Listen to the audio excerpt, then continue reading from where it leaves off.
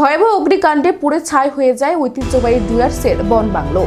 মাদারহাট সংলগ্ন জলদাপাড়া জাতীয় উদ্যানের জঙ্গলের ভেতর থাকা পর্যটকদের কাছে অত্যন্ত জনপ্রিয় এই বাংলোটিতে মঙ্গলবার রাত 9টা নাগাদ আগুন লাগে। আগুনে পুড়ে ছাই হয়ে যায় কাঠের তৈরি সুদৃশ্য গোটা বাংলো। আগুন লাগার খবর পেয়ে দমকলের দুটো ইঞ্জিন ঘটনাস্থলে পৌঁছালেও তাদের পক্ষে এত বড় মাপের আগুন দ্রুত নিয়ন্ত্রণ করা সম্ভব হয়নি।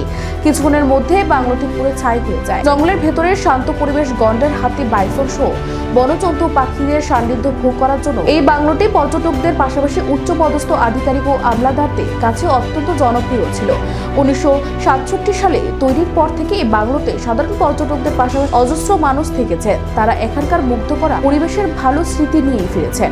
এই দিনের পর বাংলোটির স্মৃতি হয়ে গেল। 15 জুন থেকে জঙ্গল বন্ধ হয়ে যাওয়ায় এদিন আগুন লাগার সময় বাংলোটিতে কোনো পর্যটক ছিল না।